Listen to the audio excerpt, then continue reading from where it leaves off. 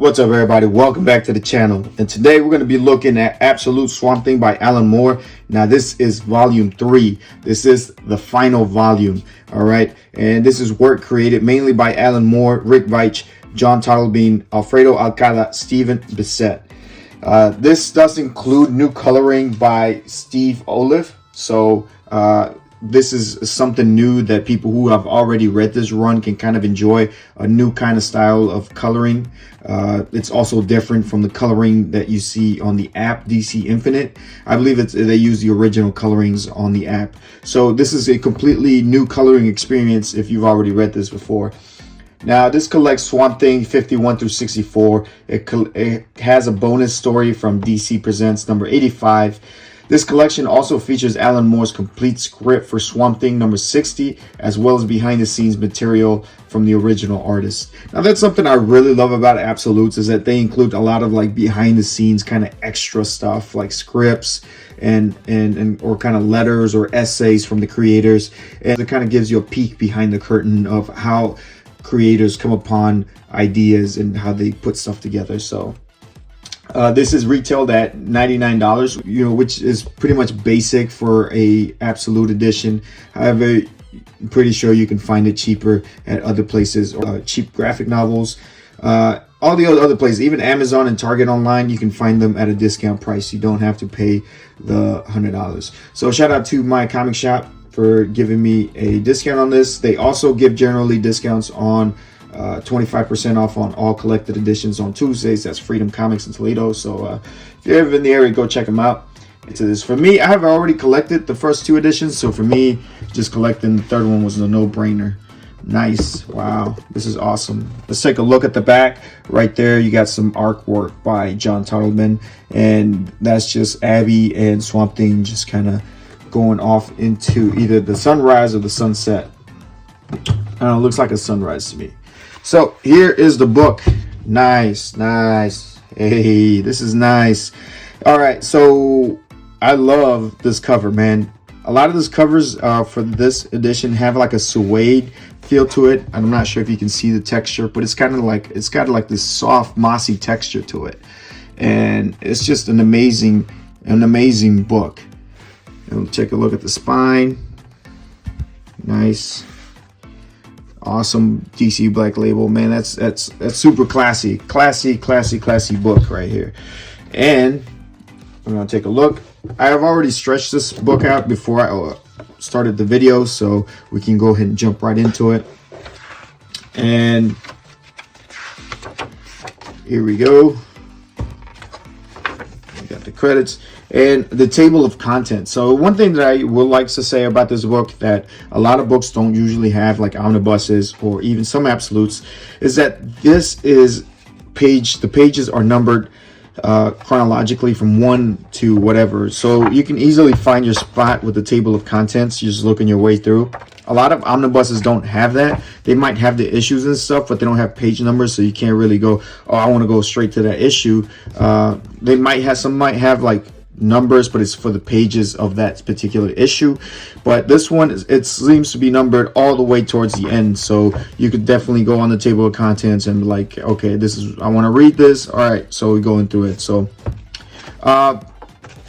which is a plus. So here's what the new coloring starts with, issue number 51. And yeah, man, this is an amazing run by Alan Moore. So I haven't gotten this far into it. I'm still on volume 2, and this seems to pick up though with the early Justice League Dark stuff. All right, and that's awesome artwork right there. Beautiful artwork.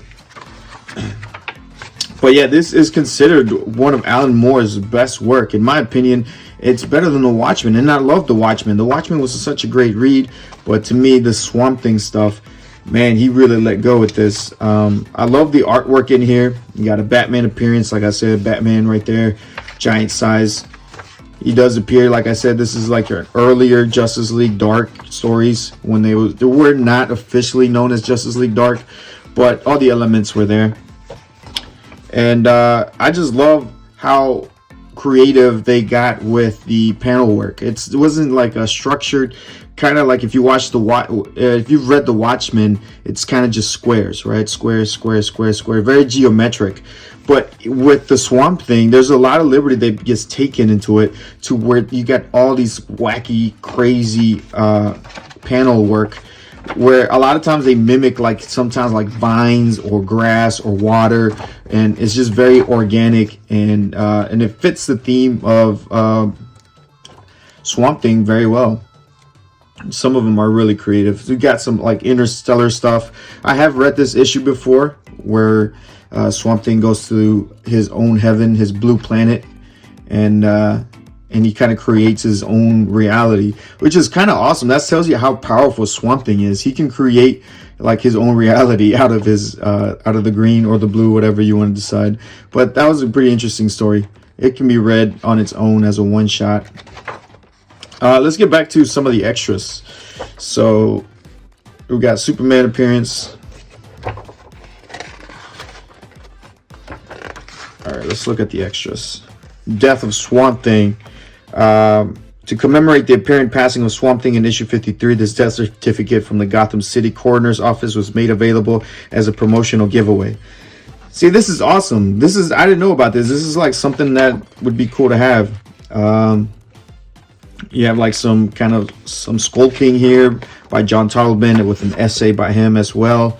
The continuation of that. Tarleton's has a great imagination for Swamp Thing, and I would love to read this. Loving the Alien. So this is Alan Moore's script right here. This is awesome. Can't wait to read this. And then we got a little bit of kind of like some of the looking of the original pencil work and inks. Nice. And it kind of tells you of Steve Oliff has a kind of his own essay here from April 2021, kind of just what the thought process behind the recoloring of this whole story came about. We got some cover works, and then we have like some comparisons here from the original coloring to the new coloring. So you can see there's a big difference here. You can see it. There's a lot more like volume, I think, to the new coloring, and more shadowy work and stuff, while the original stuff's more pencily and wifty. So yeah, man, this is awesome. I love this. This is amazing, and I am happy to have it. This is an amazing story. It's something that I've been kind of putting off to finishing it, because I know once it's over, it's over. It's one of those things where I procrastinate finishing because I don't want to finish it because it's so good. So I don't know if anybody's ever had that weird feeling. And anyways, that's the book, man. If you guys have read Alan Moore Swamp Thing, let me know what you guys think about it, and I'll see you guys next time. All right, peace.